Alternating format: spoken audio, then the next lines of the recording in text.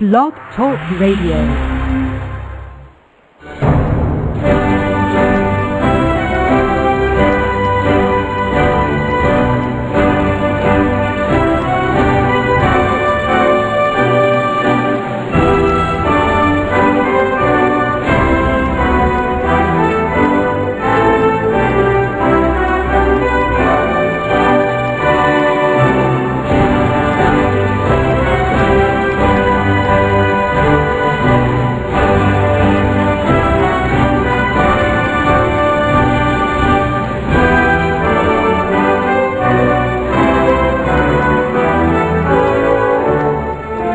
Amigos, estamos aqui de volta. Como sempre, começamos aqui o nosso programa invocando a Santíssima Virgem Maria e o Santo Padre Pio de Pietrelcina, para que roguem ao nosso Senhor Jesus Cristo que nenhuma injustiça se cometa nesse programa. Queria lembrar a vocês que agora, na quarta-feira, dia 16, vai haver mais uma aula do Seminário de Filosofia na Realizações em São Paulo. E quem não puder ir lá pode assistir pela internet também. É só ligar para 011 5572 5363 e tomar as informações com Silvana ou Evandro.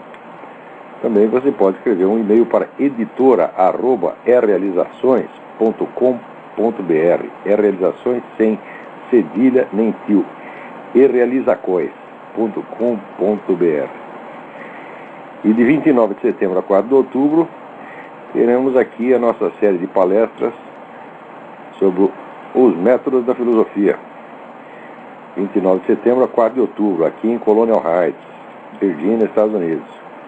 Informações com o senhor Eduí, telefone 041-3362-0200 ou 041-3262-0100 ou 041-9974-4443. Muito bem, queria aqui começar a responder alguns recados que foram deixados para mim lá na comunidade Olavo de Carvalho, no Orkut. Primeiro aqui por um cidadão chamado Rafael Gonçalves de Queiroz. Ele faz várias observações a respeito do programa passado. Ele falou que os católicos deveriam entrar na CNBB e tirar os bispos vermelhos do poder. Agora eu só queria que ele dissesse como. Se fosse assim, já teríamos feito. Eu mesmo seria o primeiro a fazer. Bom, essa é a primeira parte do recado. Então eu vou dizer como é que se faz. Tá certo? A minha mãe trabalhou na Cúria Metropolitana durante muito tempo. E quando chegou a hora, quando terminou, ela se demitiu, estava já, se aposentou, e a Cúria devia um dinheiro para ela e queriam pagar lá 10 ou 20%. Enrolaram ela nas contas. O meu irmão entrou na sala do então cardeal arcebispo Dom Paulo Evaristo Arnes e disse as seguintes palavras imortais. Disse: isto aqui é um bordel e você é um proxeneta. O homem resolveu o problema em 2 minutos. Não teve discussão, não teve mais, nem porém, nem todavia. Imediatamente resolveu. Vocês façam exatamente isso. O dia que vocês perderem este respeito humano que você tem por essas pessoas, porque você basta o ser bispo, cardeal, você envolve-se de uma aura divina que ele não tem de maneira alguma, tá certo? E você, onde o trata com um respeito indevido, mesmo quando ele trai a igreja, cospe nela, mente contra ela, quando ele faz aliança dela com partidos comunistas, mesmo aí vocês continuam, eminência, beija-mão, etc, etc. Tá certo? Olha, eu cometi vários pecados na minha vida, mas esse não. Eu não puxo o saco de ninguém. E o sujeito confundir puxar saquismo com cristianismo, eu acho que é a maior blasfêmia da paróquia. Então, com esses camaradas, tipo Paulo Evaristo, se fala nessa linguagem, minha gente. Isto aqui é um bordel e você é um proxeneta. Você falando assim, eles entendem perfeitamente bem. Agora você começa a chegar lá e fala, eminência, Pronto, o sujeito já vira a cabeça, vai entender tudo ao contrário, Então tem que falar com as pessoas numa linguagem que é a delas. É que a delas não delas da boca para fora, é delas no coração. Tá certo? Porque elas sabem, esses camaradas sabem que não prestam. Eles sabem que são traidores. Eles sabem que não são, não é que eles não são católicos, eles não são nem cristãos no sentido mais genérico e amplo do termo. Tá, Segunda parte da mensagem aqui do Rafael Gonçalves de Queiroz. Outra coisa foi ele ter dito que no Brasil não há machos, porque ninguém se mobiliza para mobilizar nada. É muito fácil ele falar estando lá nos Estados Unidos. Se ele se preocupa tanto com o país, deveria estar aqui e não lá. Muito bem, então eu vou responder, senhor Rafael. Eu comecei esta minha luta em 1993, com o lançamento do livro A Nova Era e a Revolução Cultural. Desde então escrevi inumeráveis artigos, fiz inumeráveis conferências, dei aula em tudo quanto é lugar, fiz tudo quanto é contato que é possível, tentei, as soluções que eu tinha, eu ofereci para políticos, líderes empresariais, líderes militares, todos fizeram ouvidos moucos e chegamos ao ponto em que estamos. Durante esse esforço, meu filho, eu perdi 4 empregos, recebi centenas de ameaças de morte, fui xingado tudo quanto é nome, tá certo? Agora, eu queria saber, durante esses 12 anos, de 1993 até 2005, que foi a data em que eu vim para cá, o que você estava fazendo, senhor Rafael?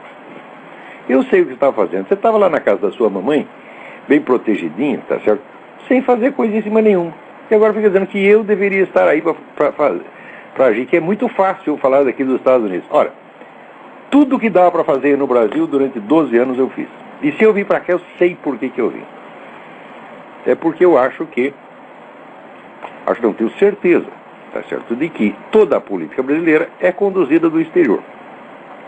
Você teria que estar ou aqui, ou em Genebra, ou em Londres, para você exercer alguma influência, pegar, vamos dizer, as forças que são sensíveis a isso, e você mostrar a elas o que está acontecendo no Brasil, na América Latina, a realidade do que está acontecendo. Porque não pense que isso é só no Brasil que as pessoas mentem. Aqui, a quase totalidade da opinião pública americana tem sido enganada sobre o que se passa no Brasil. Por exemplo, aqui ninguém noticiou que o Lula foi lá no Vietnã celebrar a alegada vitória do Vietnã sobre os Estados Unidos, vitória que jamais existiu. Isso foi minha vitória da mídia americana apenas. Né? A famosa ofensiva do Tet. Né? O exército norte-vietnamita ficou reduzido a absolutamente nada, foi totalmente destruído. Tá certo? E da famosa invasão da embaixada, eles não chegaram nem a invadir, morreram todos na porta, não entrou um Vietcong na embaixada americana. Mas apenas o exército, naturalmente, como é de praxe, é obrigação do exército, imediatamente retirou todos os funcionários civis. Retirou como? Botou um helicóptero no teto da embaixada e os retirou. Isso é de praxe, é obrigação de fazer. Né? Daí, aquele canalha Walter Cronkite exibiu aquelas imagens na TV como se fosse uma debandada, como se os americanos estivessem tudo correndo. Isso pegou mal para o governo Johnson, e o Johnson, então, se deixou guiar pelo Walter Cronkite e mandou tirar os soldados lá. Quer dizer, aí foi a derrota, tá certo? E, quer dizer, foi uma derrota midiática. Pior, o Lula fez uma visita protocolar, uma visita de homenagem ao general Giap, que era o comandante do exército do Vietnã do Norte na época. O general Giap deu uma entrevista que, era um tempo atrás, passou até na Globo, ele dizendo, a melhor arma que nós tivemos foi a mídia americana. Quer dizer, militarmente eles estavam acabados, essa derrota nunca existiu. Então o Lula foi lá beijar a mão desse filho da puta, tá certo? E aqui nenhum jornal noticiou, porque aqui a ideia é o seguinte, o Lula é nosso amigo, o Lula é um grande aliado dos Estados Unidos.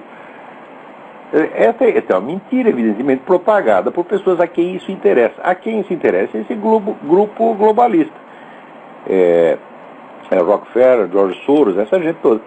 Esses camaradas estão controlam a chamada grande mídia aqui, se bem que a grande mídia aqui não é grande como no Brasil. Né? Os Estados Unidos tem 300 milhões de habitantes. Quanto vende o New York Times no domingo? Vende 1 milhão de exemplares. Né? Então, as pessoas aqui ficam sabendo das coisas graças ao rádio, porque se for depender de New York Times, CNN, ninguém fica sabendo de coisa nenhuma. Então eu achei que de fato o meu lugar era aqui. Quer dizer, estou aqui cumprindo o meu dever e não estou aqui para receber lições de moleques que nunca fizeram absolutamente nada. Agora, você quer fazer fofoca, dizer, se eu me preocupasse que o país deveria estar aí, eu já trabalhei, já fiz o que tinha que fazer aí. Por que você não faz a sua parte? Se você fizer 1/100º do que eu fiz, tá certo? Só do que eu estou fazendo agora, porque eu estou aqui, mas continuo atuando no Brasil através da mídia. E através desse programa, inclusive. Tá? Se você fizer 1/100º, 1/1000º do que eu fiz, você já terá feito muito. Né? Então, por exemplo, eu sugiro para você que faça uma coisa que eu fiz lá em Porto Alegre. E tem um debate com João Pedro Stedley, eu tive um debate com ele em 98, na Bienal do Livro Porto Alegre. Eu humilhei lá o João Pedro Stedley na frente de uma plateia de 200 militantes do MST. E eu os mandei calar a boca, eles calaram. Faça isso, já que você é tão valente assim, faça isso. Meus camaradas começaram a fazer barulho para não me deixar falar, eu peguei o microfone e disse, cala a boca, todos eles calaram. Eu até fiquei com vergonha de ver 200 cagões na minha frente, né? Tudo vestido com aqueles bonezinhos, com aquelas bolsinhas do MST, né, para parecer macho. Então, mas é aquilo bando de boiola, tá certo? Então, vamos ver se você enfrenta essa gente. Né? E, ademais, terceira parte da mensagem. Não dá para refazer o país político-culturalmente simplesmente por um ato de força através de um golpe militar ou coisa parecida. Ué, quando foi que eu sugeri um golpe militar? Tem muita coisa para você fazer antes de você pensar em golpe militar. Só que é o seguinte, vocês não fizeram nada. Nada. Né? Vamos ver, você deve estar em alguma escola, então você é capaz de fazer um discurso na sua escola contra isso aí? Você não faz. Dentro da sua classe você não faz. Fica lá quietinho, aposta. Ai. Parece que o Olavo desconhece uma lei básica da história que mostra que não se domina um povo apenas militarmente, mas sobretudo ideologicamente. Ué, mas não sou eu o cara que está escrevendo sobre a Revolução Cultural, faz 20 anos que eu estou escrevendo sobre esse negócio. 20 não, para ser exato, 15, quer dizer, 93 até agora. Quer dizer, eu já estava falando disso antes, escrevendo antes. Meu primeiro livro que eu escrevi a respeito foi em 93, Nova Era Revolução Cultural. Quer dizer, o sujeito vem dizer que eu não sei isso aqui. Que é? É por isso que o Brasil não vai para frente. É porque tem milhares de Rafaéis Gonçalves de Queiroz dando palpite sobre coisas que ele desconhece totalmente, com uma arrogância, com uma empáfia, tá certo? É assim, é um negócio totalmente umbigocêntrico. É isto que mata o Brasil. É essa coisa. Agora, pense bem. Mas o Rafael é um sujeito conservador, católico. Eu digo, ser conservador, católico não é mérito nenhuma, obrigação. Tá certo? Ninguém se torna melhor só porque é conservador. Quer dizer, as ordens conservadoras estão tão cheias de filha da puta, conservador, liberal, tão cheias de filha da puta quanto comunista. Tá certo? O problema é que a filha da putice do conservador é individual. Tá certo? E a do comunista é coletiva, é infalível. Quer dizer, na ala conservadora dá para você ser bom. Na comunista não dá, porque por melhor que você seja, você, no mínimo, na mais branda das hipóteses, você é cúmplice moral de genocídio. Agora tem um outro aqui chamado Pedro, não sei o sobrenome do cidadão, que respondendo aí ao Rafael, diz: com infalibilidade ou sem infalibilidade, eu aposto minhas fichas em Roma, não na Virgínia. Eu digo, mas que figura de linguagem mais idiota, ô Pedro? Em primeiro lugar, eu quero saber quando foi que eu me arroguei em infalibilidade no que quer que seja. Tá certo? Em segundo, que história é essa de apostar em Roma e não na Virgínia? Você não tem que apostar nem em Roma, nem em Virgínia, coisa disso, você tem que apostar em Nosso Senhor Jesus Cristo, meu filho. Agora, e pessoal, católico tem esse problema. Toda religião tem o seu problema, tem os seus vícios, as pessoas têm os seus vícios característicos. O problema do católico é o seguinte: ele tem tanto respeito pela hierarquia, que se o Satanás subir lá e vestir uma roupa de cardeal, ele obedece, beija a mão e fala assim, senhor. E não é capaz de identificar o inimigo, nem quando o inimigo vem vestido de cardeal, mas com uma placa na testa. Eu sou José Inácio Satanás da Silva. Tá certo? Nem aí o cara identifica.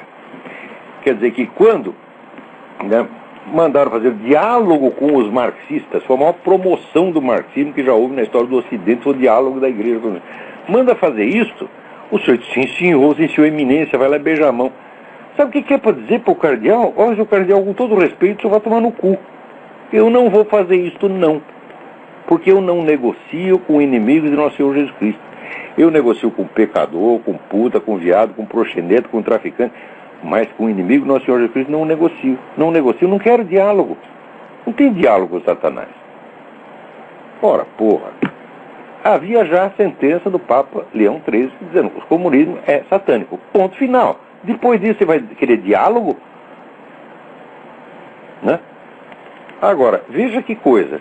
Como o Concílio Vaticano II, né, decidiu não falar nada, não se pronunciar contra o comunismo, falou de todos os problemas do universo, menos o comunismo, como se o comunismo não existisse. Já na década seguinte teve aquele genocídio, tá certo, no Camboja. O Pol Pot matou 2 milhões de pessoas ali, mais 1 milhão no Vietnã. Quer dizer, 1 milhão no Vietnã, mais 2 milhões no Camboja. Tá certo? Quem é culpado disso? A igreja é culpada disso.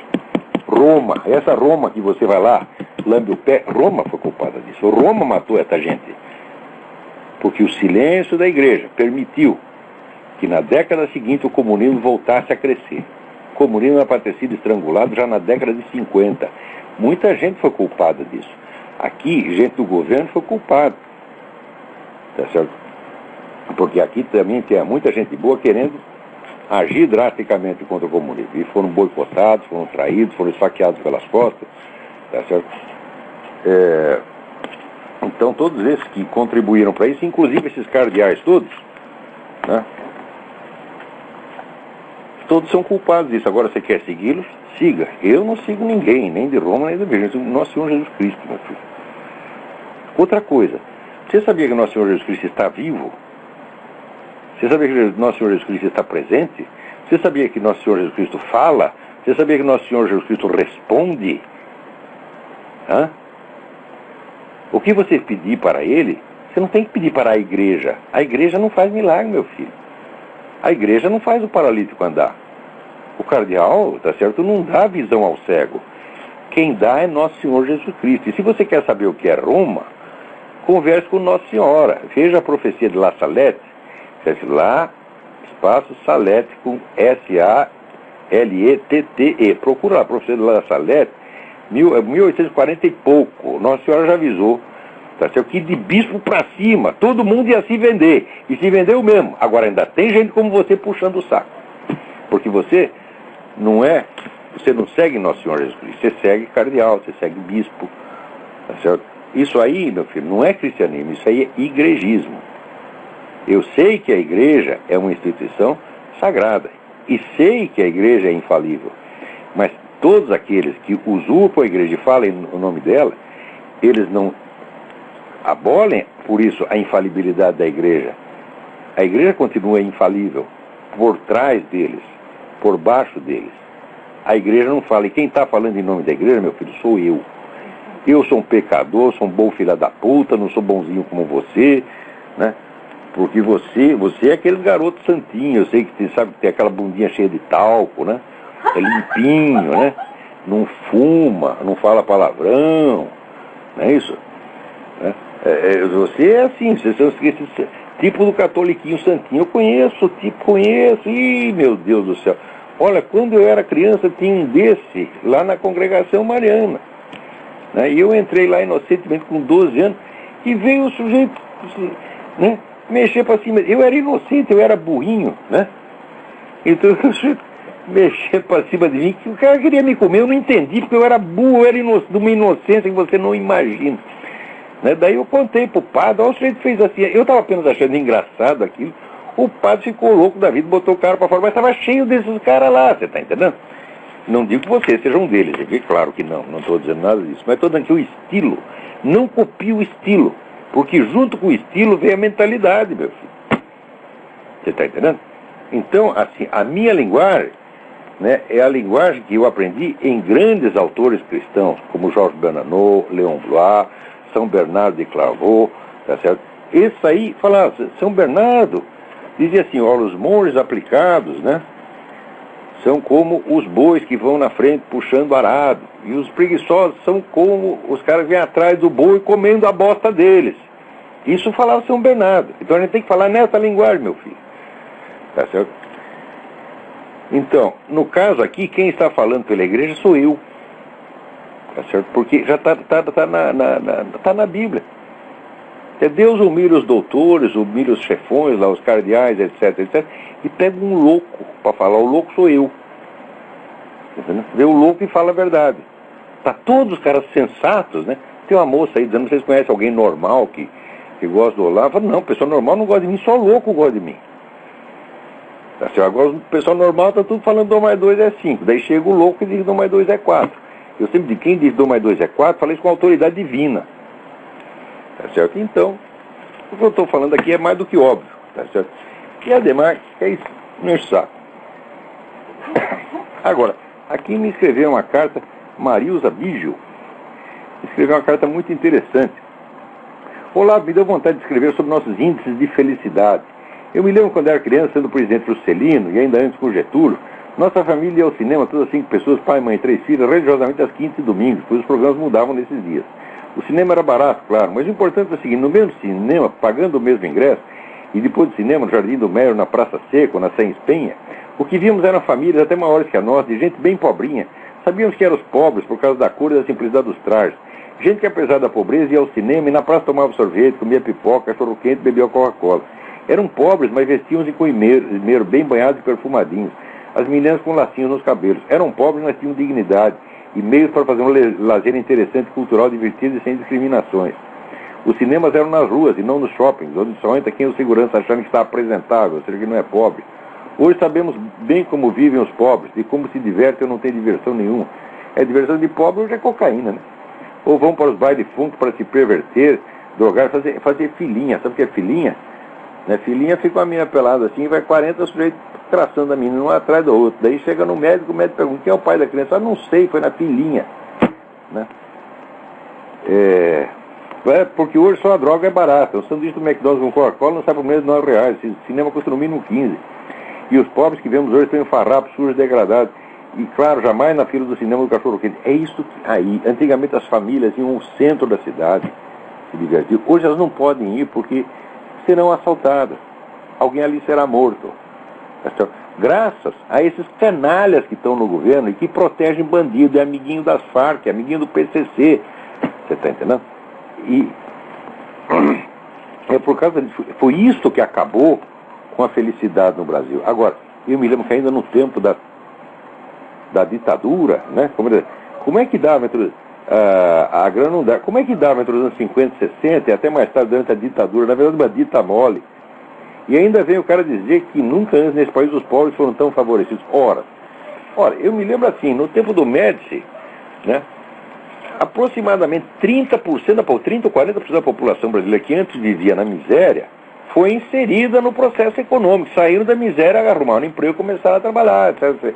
E ademais, naquele tempo, você podia circular na cidade sem medo de você levar uma bala, levar um tiro, tá entendendo? No tempo da ditadura, foi ruim para 10 mil pessoas. Quem eram 10 mil pessoas? Os esquerdistas. E foi muito bom para todos os demais. Hoje é o contrário. Está bom para os 10 mil, que estão lá enchendo o cu de dinheiro, e está ruim para todos nós, todos os outros. Então viram o que vocês acham que é o pior. Né? Então, muito boa essa carta, Marilza. Concordo em gênero, número e grau. Outra coisa, você fala aqui do Rio. Eu não morava no Rio, não conheci o Rio nessa época. Morava em São Paulo. Mas vocês podem procurar fotos de São Paulo dos anos 40 e 50, no centro da cidade. Olhem, todos os homens estavam de paletó e gravata. Todos, pobres e ricos. Né? O rico, um terno importado e tal, o pobre usava aquele mesmo terno a vida inteira. Mas estava todo mundo de terno e vestido respeitavelmente. Não é isso? Eu me lembro, a gente ia passear também no centro, né? Eu me lembro, meu pai era advogado, tinha escritório na Praça da Sé, eu circulava ali, meu pai ficava trabalhando, eu descia na Praça da Sé, comprar pipoca, comprar sorvete, né? Conversar com as pessoas na rua, não tinha o menor problema, mas o menor problema. E meu pai às vezes ia viajar, me convidava, ele me esperava lá na Estação da Luz, que era do outro lado da cidade, eu ia sozinho até a Estação da Luz, eu viajava sozinho. Com 7, 8 anos viajava para visitar minhas tias, né? Em Sorocaba, em Salto de Itu, tá certo? Em Ibitinga, porque tinha um monte de parentes. Eu viajava sozinho no trem, não tinha nenhum. Eu ia sozinho até a estação, comprava eu mesmo minha passagem e viajava, não tinha nenhum perigo. Era uma outra coisa, era outro Brasil. As pessoas de hoje não são capazes de imaginar um negócio desse, porra. Né? Ainda falam mal, porque hoje aqui tá bom, porque o Lula, né? Que tirou da miséria não sei quantos milhões de brasileiros, eu sei, ele tirou a corriola dele, pô, tirou o filhinho dele, que acabou de comprar a fazenda por 47 milhões de reais, são 30 milhões de dólares. Ora, porra! Aqui um político compra um negócio de 1 milhão de dólares, qualquer coisa de $1 milhão, já vai todo mundo investigar. Aqui o Obama comprou aí um apartamento e parece que ele teve um favorecimento, hipoteca de pai para filho feita pelo banco, tá, né? Já todo mundo caiu de pau. Agora, imagina, né? Né? Luiz Inácio Obama da Silva, né, chega lá e com uma fazenda de $30 milhões. O que é isto, porra? Peraí, tem alguém na linha aí. Quem é? Alô? Olavo. Sim, quem é? Aqui é o Davi de Belo Horizonte. Davi, tudo bem? Tudo bem. Aqui, eu tenho uma questão sobre a famigerada eleição norte-americana. Sim. É o seguinte, eu andei investigando o World Net Daily por notícias e eu vi que o Dennis Prager e o Farah têm visões diferentes aqui no tocante à eleição em quem eles vão votar. É claro que ambos são conservadores. O Prager, ele diz, primeiro começando pelo Farah, o Farah diz que ele não vai votar nem no McCain, nem no Obama. Ele encoraja as pessoas para votar nos nanicos, nos terceiros, como o pessoal do Partido Libertário ou do Partido da Constituição, porque ele crê que tanto o Obama quanto o McCain não satisfazem e vão levar a América para o buraco. Já o Prager diz que vai votar no McCain porque o dano causado pela eleição do Obama seria enorme, porque o Obama iria colocar esquerdistas no Supremo Tribunal e o McCain colocaria conservadores. Bom, a pergunta é a seguinte: primeiro, o McCain vai de fato colocar conservadores no Supremo Tribunal? E a outra pergunta é, com qual dos dois o senhor acha que está certo? Olha, muito obrigado. O Prager está mais certo, porque, olha, o melhor candidato para mim seria o Alan Keyes, que é um cara até nanico demais para o próprio Partido da Constituição. O próprio Partido da Constituição quis outro sujeito em vez dele, pegou um pastor protestante, um sujeito irrelevante. Então o Alan está se lançando como candidato independente, mas ele não tem a menor chance. Agora, o McCain não se elegerá sem o apoio dos conservadores. Esse apoio tem que ser negociado. Tem que ser negociado por escrito. Aqui, seu fulano, nós votamos no senhor, mas eu tenho que fazer isso, mais isso, mais isso, mais isso. Quer dizer, eu acho que é uma grande chance. O Obama, o risco Obama oferece aos conservadores uma chance, tá certo, de eles se reunificarem, de eles terem a função, o papel decisivo nas eleições. Então eu acho que o Dennis Prager tem razão, sim.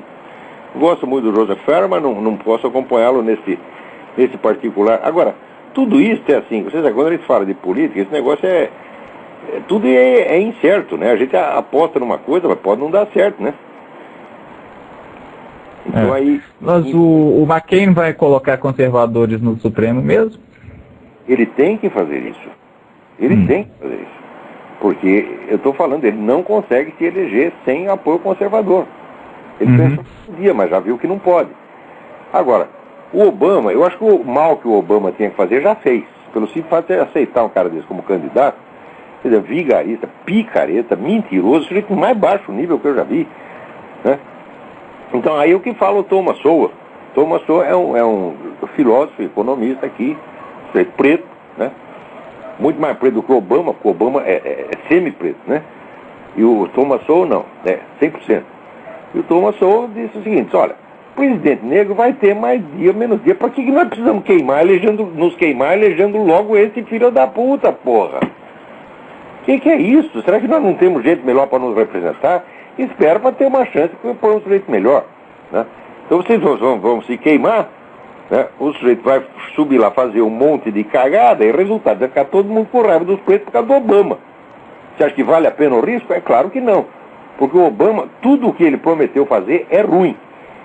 Agora, de vez em quando ele despromete. Por exemplo, ele prometeu tirar os soldados do Iraque, na semana seguinte já não era isso, né?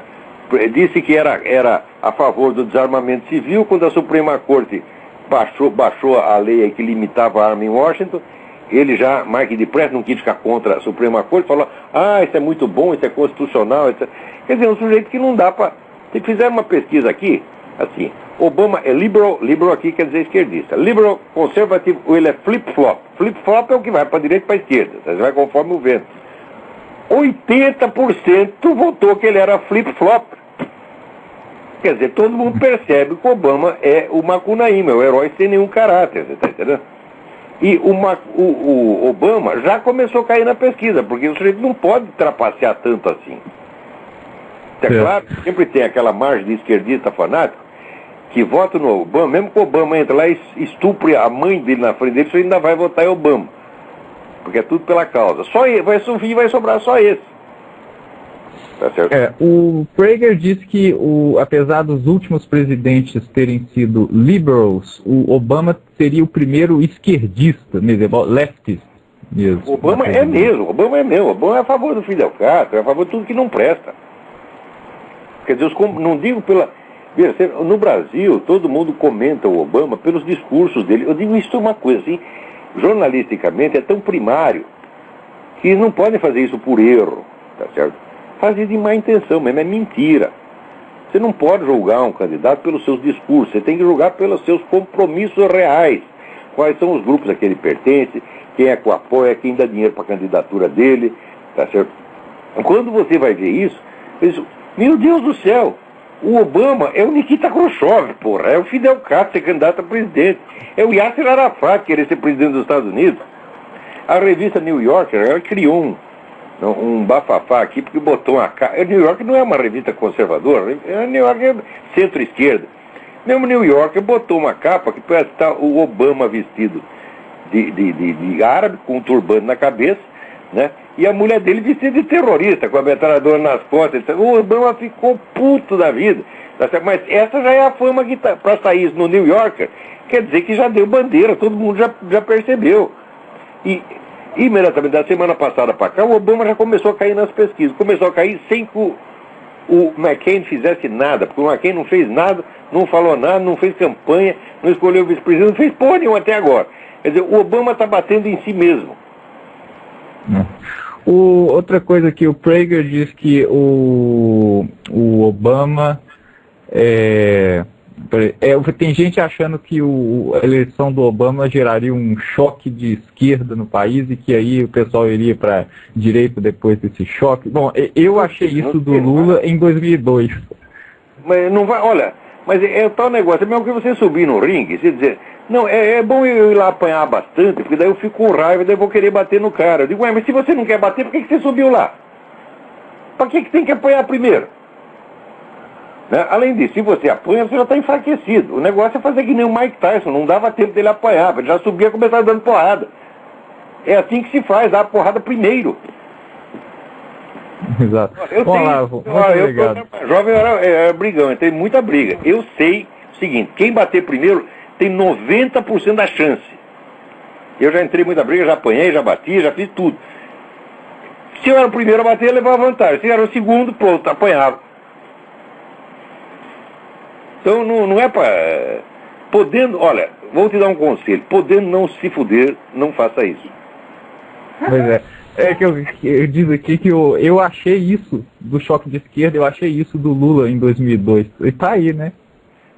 Pois é, mas todo mundo diz, não, mas é bom o Lula se eleger, porque daí o pessoal vai tomar consciência. Eu digo, sim, todo mundo já tomou consciência, mas agora você não tem mais meios de articulação política. Você está entendendo? Tem aquele negócio, eu vou primeiro apanhar para eu ficar com raiva dele. Se apanhou, você está com raiva dele, só que agora você está no chão todo fodido, não tem mais força nem para levantar. Você aprendeu a lição, só que agora não dá mais tempo de pôr a lição em prática. Então que estupidez é essa? Esse aqui é raciocínio, quem perde ganha. Fala, não, quem perde, perde, quem ganha, ganha. Tá certo? E a gente entra numa briga, não é para competir, não é para ganhar. Se não é para ganhar, nem entra na briga. Bom, vamos lá, obrigado, viu? Obrigado, eu. Agora aqui, hoje saiu no Diário do Comércio, negócio aqui maravilhoso. Aqui. O elo entre, né, o Daniel Dantas e o governo, quer dizer, o sujeito que escorria lá o dinheiro do Daniel Dantas para o governo, era quem? Era o indefectível Dr. Luiz Eduardo Greenhalgh, tá certo? Aquele que processou o Mídia Sem Máscara, porque o Mídia Sem Máscara disse a verdade a respeito dele, tá certo? Né? Tá aí. Eu na época já falei, o Dr. Greenhalgh não vale o que come, você não pode acreditar nele. O Dr. Greenhalgh era meu vizinho em São Paulo, tinha escritório na frente, tá certo? E tinha como guarda-costas um dos assassinos do Capitão Chandler. Era o tal do Pedro Lobo. Então, quer dizer, o assassino saiu da cadeia, o doutor Eduardo Greenhalgh foi lá chamar lá, você já matou um lá, fica aqui de guarda-costas, né? E isso já dizia tudo a respeito dele. Mas olha que bom, hein? Daí tem aqui honorário de $650 mil. O delegado da Polícia Federal diz: há indícios de que esses valores sejam, na verdade, proventos do crime. Olha, o Dr. Greenhalgh é o protetor de terrorista, protetor do homem das Farc, professor que foi fazer campanha para soltar o Olivério Medina. Tudo que não presta, tá lá o Dr. Greenhalgh, tá entendendo?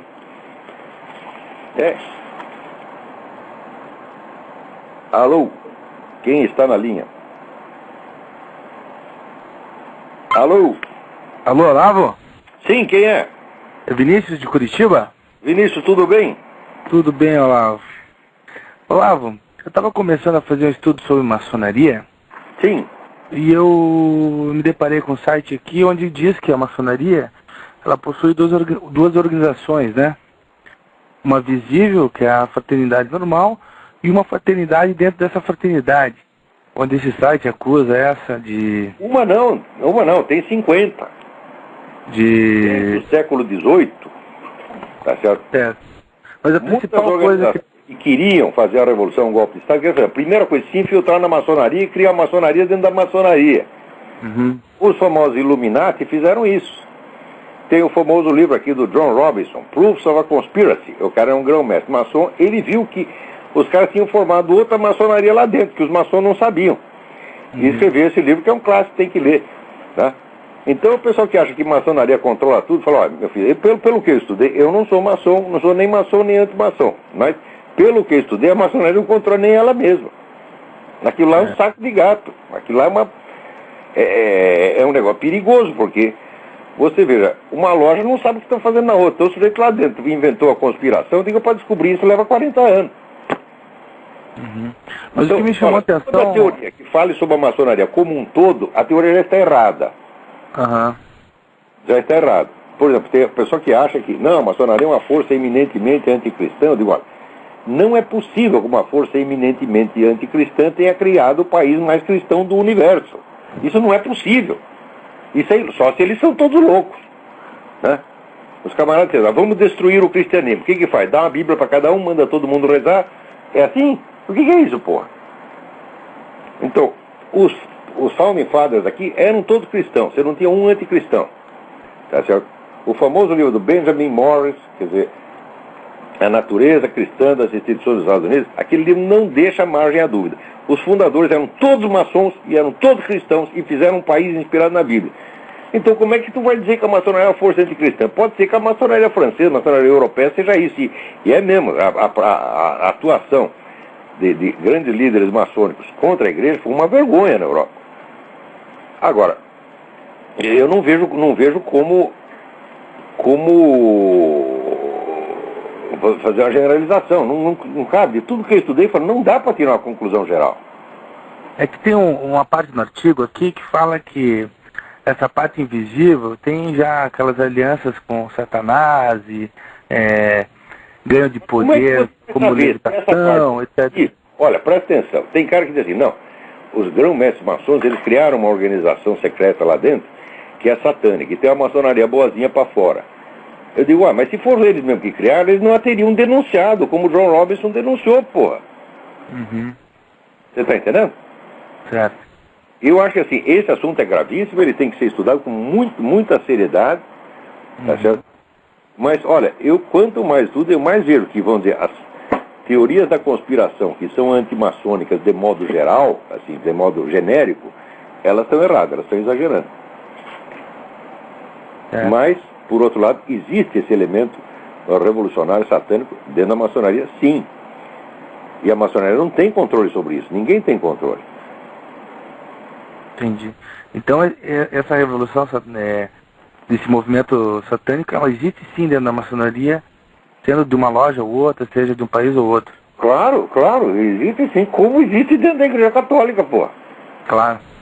Você está entendendo? Essas organizações são grandes demais, é impossível controlá-las. Eu acho muito engraçado, no Brasil o pessoal fala assim, a Igreja Católica fez isso, assim. Você pensa o quê? Que pensa que o Papa controla tudo dentro da igreja? Então, olha, os papas só conseguiram autoridade para nomear os bispos depois da Renascença. Por 1.600 anos de luta para o Papa conseguir ele nomear seus próprios bispos, que antes era nomeado pelos governos locais. Quer dizer, a igreja não é esse bloco monolítico que as pessoas imaginam, nem hoje é. Então, ninguém tem um controle total sobre a igreja, ninguém tem controle total sobre a maçonaria. Olha, nem sobre o Partido Comunista, pô. O que mais tem controle é o Partido Comunista. E mesmo assim apareceu lá dentro o Trotsky, apareceu o Marechal Tito, apareceu um monte de cara criando problemas, tá vendo? Entendo. Então, olha, eu só acredito em micro-história, tá entendendo? Quer dizer, história de ações feitas por seres humanos concretos, grupos concretos. Esse negócio de tendências gerais, tá entendendo? Você tem que raciocinar com essas entidades gerais, assim, a maçonaria, a igreja católica. Não, isso aí só leva a engano, pô. Correto. Ok, Nova. Muito obrigado Obrigado eu. Conhecimento. Falando em microhistória, não percam esse artigo do Ipojuca Pontes que tem no Mídia Sem Máscara sobre a relação entre o governo e as Farc. Ali está muito bem explicadinho quem está ligado a quem. A história de dizer que o partido PT não tem nada a ver com a Farc, isso é uma mentira tão brutal. É que a verdade é tão feia e tão temível que ninguém quer saber. No Congresso ninguém quer saber isso aí. Outra coisa, não perca a entrevista com o Zé Nivaldo Cordeiro no site ali da Febratel, né? Febratel.org.br. Então, procura lá a entrevista do Nivaldo, está muito boa essa entrevista. Agora, que gozado, o Globo diz aqui, o Lula estava preocupado com a proximidade de Daniel Dantas com integrantes do governo. O Lula estava preocupadíssimo, veja que coisa. Olha só, esse Daniel Dantas, ele está dando dinheiro para o mensalão. Que coisa horrível! Né? O Lula dizia, nem dormia, né? O Lula até bebia, começou a beber por causa do Daniel Dantas. Tão preocupado, olha, ele está dando dinheiro para nós. Que coisa horrível! Ora, porra, e o Globo publica isso, como é sério, o Lula estava preocupado. Publica isso e quer que ele se leve a sério.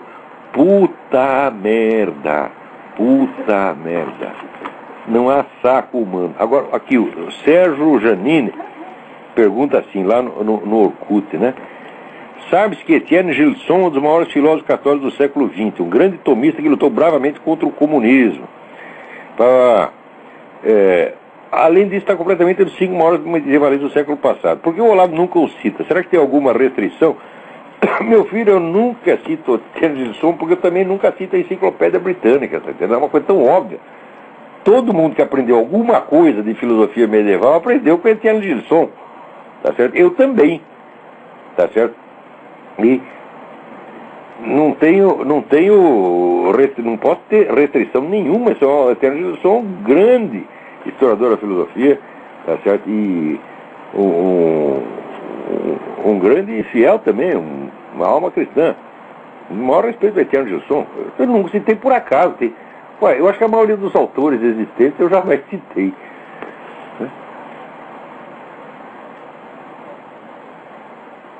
Agora acontece cada coisa que saiu na Folha aqui. O ministro Gilmar Mendes foi avisado de que, por uma desembargadora do TRF-7 de São Paulo, de que a Polícia Federal monitorou seu gabinete na presença do Supremo Tribunal Federal a pedido do juiz Fausto Martins de Santos, o mesmo que mandou prender o Daniel Dantas. Mas que história é essa de ficar grampeando lá o gabinete do ministro, né? No Brasil agora todo mundo é grampeado e não acontece nada. Aqui você veja, o Richard Nixon, né, grampeou um deputadinho lá do Partido Democrata, perdeu o mandato por causa disso. Agora no Brasil não, todo mundo pode grampear o Supremo Tribunal. Um juiz de merda manda lá grampear o ministro Supremo. Outra coisa, o ministro Supremo mandou soltar o Daniel Dantas. Ele não está dizendo que o Daniel Dantas é inocente nem culpado. O fato é o seguinte, não havia elemento suficiente para manter o cara preso. Essa é a tal prisão brasileira para averiguações. Prende ele para averiguação e esquece ele lá na cadeia. Ué, por que você não pode investigar o Daniel Dantas estando ele solto? Por que não pode? Se pode até o Lula pode estar solto, por que o Daniel Dantas não pode? Daí, o que os juízes fazem? Faz abaixo assinado. Ora, porra! Vocês não são juízes? Quer dizer, vocês não têm poder de agir. Abaixo-assinado é para o João ninguém, né? E às vezes a gente não pode fazer nada, você fala um abaixo-assinado, né? Pode dizer que você não gostou. É o jus esperneando, o direito de espernear, né? Agora, essa mania brasileira de fazer abaixo-assinado, o deputado faz abaixo-assinado, o juiz faz abaixo-assinado, que palhaçada é essa, porra? Ai. Então, olha, também esse negócio aí prendendo empresário do momento, até porque começou a vazar esse negócio do governo com as Farc. Então, precisa um factoide. Qual é o factoide? Aprende os suspeitos de sempre. Quem é o suspeito? Daniel Dantas, Nagy Narras, né? Pita. Faltou o Maluf dessa... Ora, não prenderam o Maluf dessa vez, porra! Você está entendendo? Eles fazem aqueles caras que já tem uma lista de 150 processos, aqueles caras que é suspeito de tudo. Né? Uns são suspeitos de tudo só pelo simples fato de ser empresário. Porque você sabe que no Brasil, as leis trabalhistas e fiscais foram feitas de tal modo que elas não podem ser cumpridas de maneira alguma. É impossível cumprir. Então, elas foram feitas para já colocar o cidadão na ilegalidade permanente. Então, qualquer empresário do Brasil pode ser preso a qualquer momento e sempre haverá alguma ele fez. Sabe aquele negócio do Nelson Rodrigues? Quando chegar em casa, bata da sua mulher, você não sabe por que está batendo, mas ela sabe porque está apanhando. Empresário brasileiro é a mesma coisa. Qualquer sujeito que você prender, alguma ele fez. Olha, uma vez um fiscal da Receita estava na casa do empresário, no Rio de Janeiro, e disse o seguinte: olha, você quer apostar, eu descubro aqui na sua casa 10 motivos para botar você na cadeia. O cara, não, aqui eu mantenho tudo certinho. Tá. O feito foi lá e fez pá. Aqui tem um casaco de pele, cadê a nota fiscal? Ali tem uma joia, não sei. Pronto, botou. Eu tinha elemento para botar o cara na cadeia. A lei, quando você tem leis demais, já são feitas para isto. Olha, isto, 5 anos atrás, esse dado é de 5 anos atrás. Só para regular, vamos dizer, a aplicação do orçamento da União, são 5.000 dispositivos legais. Quem conhece 5.000 dispositivos legais? Ninguém. Então quer dizer que qualquer coisa que você faça orçamento, estará sempre na ilegalidade. Não é isso? E agora você imagina legislação fiscal. Se você juntar todos os regulamentos fiscais, não cabe na Biblioteca Municipal de São Paulo, tá entendendo? Ninguém pode decorar essa coisa toda, então você está sempre na ilegalidade. Agora, aqui já estão pegando a moda. Outro dia já nos multaram aqui, porque disse que o polícia está na beira da estrada, né? Parou um cara na beira da estrada, você está passando lá, você tem que mudar de pista. Isso não existia até 2 semanas atrás, agora passou a existir, já levou uma multa por causa e de repente inventaram a lei. Então aquele negócio de você não pode alegar a ignorância da lei, esse princípio já não vale mais, porque agora você não pode alegar o conhecimento da lei. O conhecimento da lei é impossível. Tá certo? Então você alegar que desconhece a lei, você não pode. Mas quem pode alegar que conhece? É isso? E assim vai. Né? Ó, Lula discutirá proximidade de Dantas com integrantes do governo. É a proximidade com você mesmo. O que é isto, pô? Agora vai fazer. O Lula é inocente. O Lula não sabia de nada, né? Se ele sabia de longe, ele estava muito preocupado. Ele também deve estar muito preocupado com a alegação do governo com as Farc. Será que o Lula sabe que ele mesmo foi nas reuniões do Foro de São Paulo? Será que ele sabe que depois dele ter sido presidente, que ele, para se eleger presidente do Brasil, ele se desincompatibilizou, quer dizer, pediu demissão do cargo de presidente do Foro de São Paulo? Será que ele sabe que o Marco Aurélio Garcia continua indo lá? Será que ele sabe que o Gilberto Carvalho é da direção da revista do Foro de São Paulo, que é a América Livre? Ó, Lula, você que nunca sabe de nada, eu estou te avisando, toma cuidado que esses caras, eles são comunistas, viu, Lula? Puta, olha lá, pela primeira vez aqui, ó, o bispo de Dourados, Mato Grosso do Sul, Dom Redovino Rizardo, primeira vez um bispo abriu a boca para o negócio da lei anti-homofóbica. Que essa lei não é inofensiva, essa lei, ela não protege o homossexual, mas ela coloca todos os cristãos em risco. Não protege o homossexual por quê? Porque ninguém agride o homossexual. Primeiro, o número de agressões homossexuais no Brasil é mínimo. Tá certo? O Luiz Mota tenta provar que existe uma epidemia de violência, ele com muito trabalho no meio de 50.000 homicídios, ele descobriu que 100 camaradas eram homossexuais. Falou, pronto, estão querendo nos matar. Tá certo? Quer dizer, esse negócio já é uma fraude estatística. Mas, desses 100, pergunto, quantos desses cometeram esse crime por motivos religiosos? Quer dizer, o sujeito leu a Bíblia e tirou a conclusão que ele devia matar um gay na rua. Quantos? Não tem nenhum caso desse, né? Então, quer dizer, se você proibir de você ler em público todos os versículos da Bíblia que falam contra o homossexualismo, isso não vai proteger o homossexual nenhum. Os caras vão continuar sendo mortos. Por quê? Porque não são os cristãos que os estão matando, evidentemente, né? Então, isso aí não traz nenhum benefício aos homossexuais, a não ser lisonjear o ego deles, né? Mas traz malefício a todos os outros. Esta lei permite até mesmo proibir a edição da Bíblia. Atenção! Aqui nos Estados Unidos já teve um cidadão, né, que eu até comentei no artigo, ele está pedindo indenização de 60 milhões de dólares à editora Zondervan, que edita Bíblias aqui, que diz que ele leu a Bíblia e ele se sentiu mal, coitadinho. Ai, falaram mal de mim, quero 60 milhões. Pô, se eu fosse cobrar 60 milhões de cada filha da puta que falou mal de mim e me fez passar mal, porra, eu estaria bilionário, eu seria o Jorge Soros. Os caras já inventaram cada coisa. Sabe essa turma no Orkut, né? Uma vez tinha lá um professor da USP, e dizia assim, não, Olavo, cuidado, ele tinha um sobrinho que era meu aluno, falando, cuidado com o Olavo, Olavo é teórico da Opus Dei. Tá certo? Ai, meu Deus do céu, eu só abri minha boca para falar do Opus Dei, eu falei contra. Tá certo?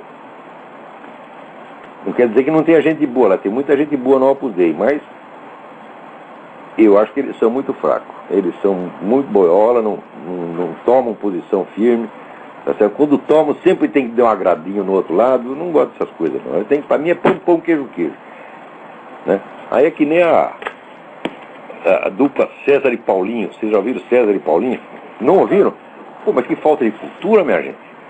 É aqueles que fizeram aquela música Nós é Cowboy, né? Daí, agora eles fizeram uma música assim, companheiro é companheiro, filha da puta é filha da puta. Tem que ser assim. Ou é ou não é. Ou tu tá do meu lado ou tá contra mim. Né? Então aqui, parabéns, Dom Redovino. Botou a boca no mundo pela primeira vez. Olha, já com um atraso de muitos anos, porque eu estou escrevendo isso faz tempo, avisando os cristãos, católicos, protestantes, sabe? Cuidado, eles vão botar todos vocês na cadeia se vocês lerem a Bíblia em voz alta. Né? E também esse pessoal, todo mundo ficou surdo, aquela turma da CNBB, né? Todo mundo surdo. Agora apareceu, finalmente alguém falou alguma coisa. Vamos lá, quem está na linha aí? Tudo bem? Alô? Tudo bem? Quem Alô? é? É Luiz, em Minas Gerais. Luiz, tudo bem? Tudo jóia. Eu queria fazer uma pergunta sobre a Lei Maria da Penha. No artigo 7º está... Fale mais alto, por favor, não estou te ouvindo. Fale bem mais alto, pode gritar. A lei Maria da Penha. Aham. A lei é assim, bem feita, né? Mas tem no artigo 7º lá, que são formas de violência doméstica. Dano emocional e diminuição da autoestima. O que você acha dessa lei, hein?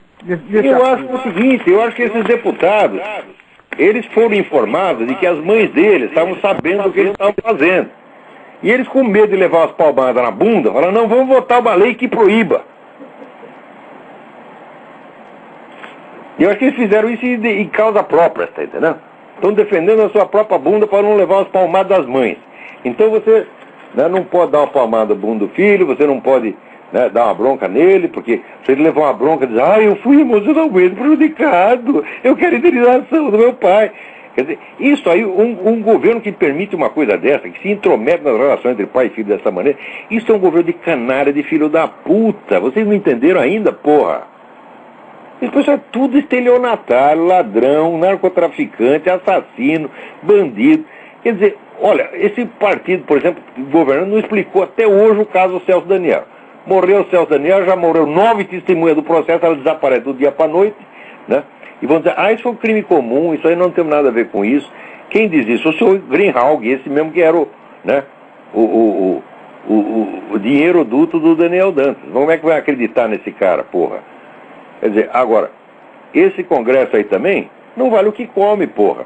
O Congresso ajudou a esconder a relação do governo com a Farc, ajudou a esconder o Foro de São Paulo. Quer dizer, ninguém presta. O Brasil está imensamente mal representado. E pior, vocês não usam. Quer dizer, porque eles falam aqui em golpe militar. Cara, golpe militar. Você já tentou uma ação judicial? Já tentou processar o governo? Já tentou processar os caras que fazem isso? use as leis enquanto tem, porque daqui a pouco não pode usar mais. Por exemplo, você acha que um Congresso tem o direito de impedir um pai de ralhar com o filho? A lei absurda não pode ser cumprida. Esse é um princípio do direito, ad impossibilia nemo tenetur. Ninguém é obrigado a impossível. Quer dizer, você não pode trazer dano emocional ao seu filho. Como é que você vai saber se você dá, né? Se você dando uma bronca nele, aquilo vai funcionar, vai trazer dano emocional. Esse pessoal está empenhado a jogar filho contra pai, marido contra mulher, mulher contra marido, tá certo? Branco contra preto, né? Gay contra hétero. Eles não param de pensar nisso o tempo todo. Esses camaradas são profissionais da intriga e da cisânia, dividir para reinar. Não se pode oferecer respeito a um filho da puta desses. Não se pode chamar de Vossa Excelência, a não ser por ironia, como eu faço. Quando eu chamo o seu presidente de Vossa Excelência, eu não estou obedecendo a lei que lhe dá direito a esse título. Porque eu não reconheço essa lei, não reconheço que ele tem esse mérito, porque ele só é excelente na vigarice. E esses deputados que votam as coisas também. Agora, você não pensa que aqui o negócio está melhor, não? Fizeram uma pesquisa aqui. Olha, pra você ver a imprensa brasileira como é filha da puta, né? Quando a popularidade do George Bush baixou para 30%, todos os jornais brasileiros noticiaram: o presidente americano está ferrado, ninguém mais gosta dele, etc, etc. Muito bem. As duas casas do Congresso aqui agora são chefiadas por democratas. Os democratas têm maioria nas duas e tem o presidente do Senado, presidente da Câmara. Sabe qual é o índice de aprovação das casas do Congresso? Agora, 9%. Nunca esteve tão baixo. Olha o sucesso do Partido Democrata, olha o sucesso da dona Pelosi. Quer dizer, perto disso aí, 30% do George Bush vale como uma consagração. Agora, no Brasil, se perguntar qual é o índice de aprovação do Congresso, eu acho que é 2%, 3%. Pergunta para qualquer pessoa: você está satisfeito com o trabalho do Congresso? Eles vão dizer que não. Então, esse Congresso aí também já estava na hora, tá vendo, de botar todos esses caras para fora. Agora, se o pessoal não se organiza para agir politicamente, parece que no Brasil só tem ou você não faz nada ou você vai dar um golpe militar. Fala, golpe militar, meu filho, é o último caso, tá entendendo? E se você não fez nada ainda, né? Quer dizer, depois, se tem um vizinho seu que está te incomodando, tá, sei lá, o cachorro dele invade seu jardim, caga no seu jardim, tá. Você já precisa dar um tiro no cachorro? Ou dar um tiro no vizinho? Ou não? Você já experimentou falar com ele primeiro? Experimentou pelo menos dar uma bronca nele? No Brasil ninguém dá bronca em ninguém. Quando vai falar com um deputado, com um senador, com um bispo, é tudo, né, rapapés, né, genuflexões, beijamão. Experimenta xingar um filho da puta desse. Faz que nem aquele cidadão admirável Yves Zublé, que deu uma bengalada na cabeça do Zé Dirceu. Dá uma bengalada na cabeça de cada um, você vai ver como o negócio melhora. Faz que nem o meu irmão fez com o Paulo Evaristo, que resolveu o problema em 2 minutos. Olha aqui, isso aqui é um bordel e você é um proxeneta. Você pensa que o homem reclamou? Não, imediatamente pagou o que devia e não encheu mais o saco. Esses caras também são assim. Eles não querem deixar você disciplinar o seu filho, porque eles não querem ser disciplinados. Então falou: olha, seu deputado, não vou dar umas palmadas na bunda do meu filho, vou dar umas palmadas na sua bunda. É assim: olha, pô, seja um valente, meu Deus do céu. Eu vou dizer um negócio para você: Deus odeia os covardes. Hoje em dia, vamos dizer, a igreja está sendo humilhada, o nome do Senhor Jesus Cristo está sendo enlameado. Vocês deixam acontecer tudo isto. E depois chega lá e diz: eu vou para o céu, porque eu não mexi com a mulher do vizinho, eu não toquei punheta, eu não bebi, não fumei, e acho que vou para o céu. Vai para o céu, caralho, tu vai para o inferno. Largue de ser frouxo, largue de ser falso, porra. Tá entendendo? Deus quer veracidade, quer sinceridade, quer verdade. Você pode mentir para o ser humano, para Deus, você não mente, porque Deus te conhece, Deus sabe que você não presta. Eu já tentei enganar Deus, não consegui. Você está me fazendo de bonzinho? Que nada, rapaz, você fez isso, mas daqui a pouco eu me lembrar tudo que eu tinha feito. Você fez isso, mais aquilo. Ponto, não dá para enganar. Então não tente se fazer de bonzinho. Tá certo? Deus quer que você respeite a verdade, por quê? Porque a verdade é o próprio Deus. Amar a Deus sobre todas as coisas. Entendeu? Então, A verdade é um dos atributos de Deus. A verdade, a bondade, a beleza, a generosidade, esses são atributos de Deus. São as coisas que você tem que amar acima de tudo. Tá entendendo? Agora, se você não ama a verdade, não adianta nada. Ah, não bebi, não joguei, não toquei punheta, né, não comi a mulher do próximo, tá certo? Não adianta nem você não comer a sua própria, não vai adiantar nada, meu filho. Você tá entendendo? Tu tá ferrado mesmo. Essa que é a verdade. Trata de se limpar. Pede perdão ao nosso Senhor Jesus Cristo. Jesus Cristo, sempre fui covarde, sempre fui omisso, sempre fui mentiroso, mas agora não vou ser mais. Porque eu amo você. Se tiver que morrer pelo teu nome, morro feliz. Então é isso aí. Até a semana que vem. Muito obrigado a todos.